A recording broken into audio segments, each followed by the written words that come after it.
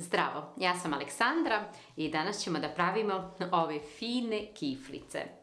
Zar nisu prelijepe?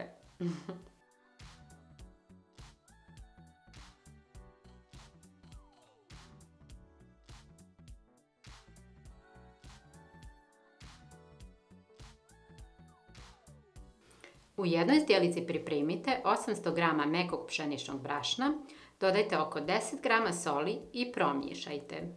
U sredini brašna napravite malo udubljenje i tu stavite 10 g suhog kvasca i malo toplog mlijeka od ukupno 500 ml i promiješajte. Ostavite ovo da odstoji 2 minute da se kvasac rastopi. Dodajte 2 blago umućena žumanjka, 3 kašike kiselog vrhnja,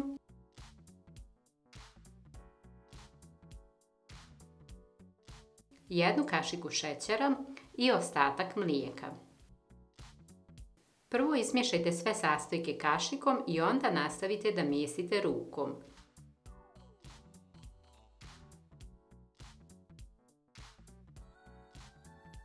Nemojte se plašiti, tijesto će biti dosta meko. Mijesite samo koliko je potrebno da brašno upije mlijeko.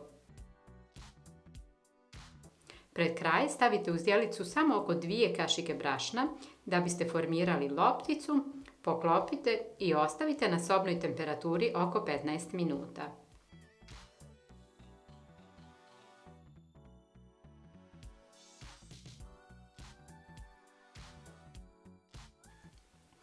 Nakon 15 minuta premijesite tijesto, to jest mijesite ga oko 3 minute da se lijepo razradi i da postane glatko.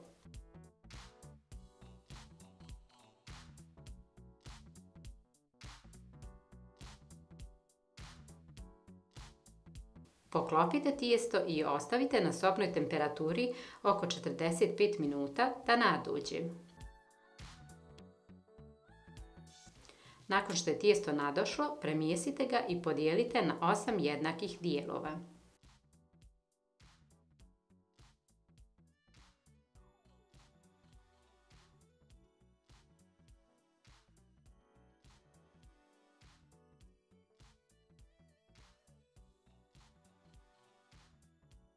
Svaki dio tijesta preklopite kao na videu i oblikujte u lopticu. Oblikovane loptice prekrijte salvetom i ostavite da odmore 15 minuta.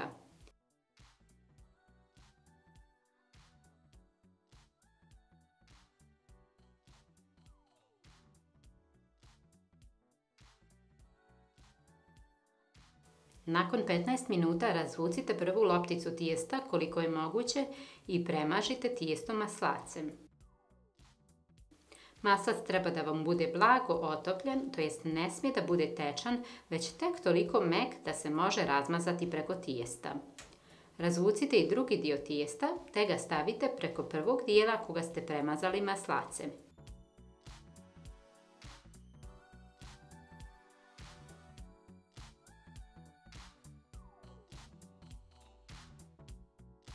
I drugi dio tijesta premažite maslacem. Nastavite ovako dok ne razvučete sve loptice. Samo zadnju lopticu nije potrebno da premažite.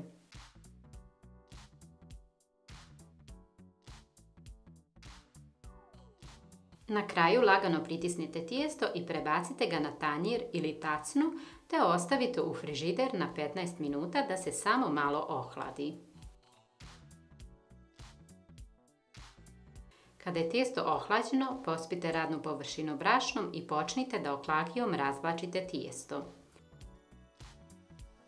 Dok tijesto razvlačite, preokrenite ga nekoliko puta te razvlačite sa obje strane.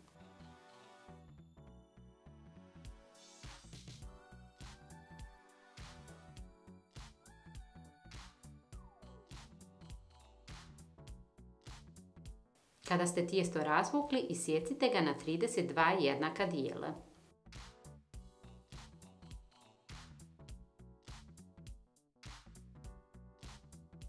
Svaki dio umotajte kao kroasane ili kiflice i poredajte u tepsiju kao na videu.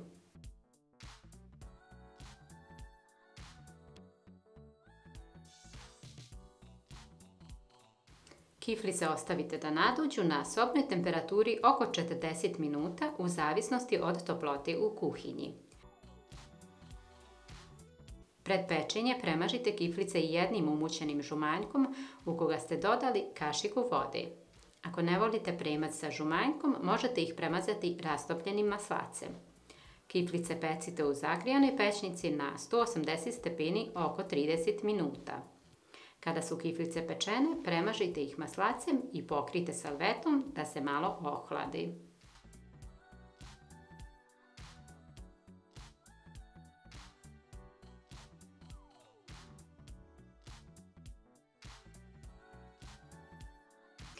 I dragi moji, pogledajte kako kiflice izgledaju kada su gotove. Zar nisu divne? Morate da priznate. Pogledajte tu ljepotu. Ljudi moji, čini mi se da su ovo najljepše kiflice koje sam ja ikada napravila. Tako fino izgledaju. A pošto ne sumnjamo u izgled, hajde da ja probam njih da vam kažem kakve su. Jao, pogledajte ovo. Vidite. Pogledajte vi tu mekoću. One su fino hrskave po vrhu, ali su zaista meke. Pogledajte. Da probam.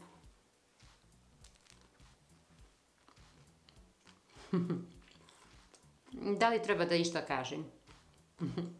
Ja ove kiflice nisam punila, ali ih vi možete puniti bilo kakvim punjenjem, i slanim i slatkim. Pogledajte. Njih sam zaista sjekla male da mogu onako baš dosta da nadođu i zaista su fine. Da vam pokažem još malo. Vidite. Pogledajte. Zaista tako su fino hrskave na vrhu, a tako su zapravo meke. Pogledajte. Zar nisu divne? Ako vam se ovaj video sviđa, ostavite mi jedan like ili komentar, a za ostale recepte posjetite moj kanal na YouTube. I na kraju, naravno, buon appetito!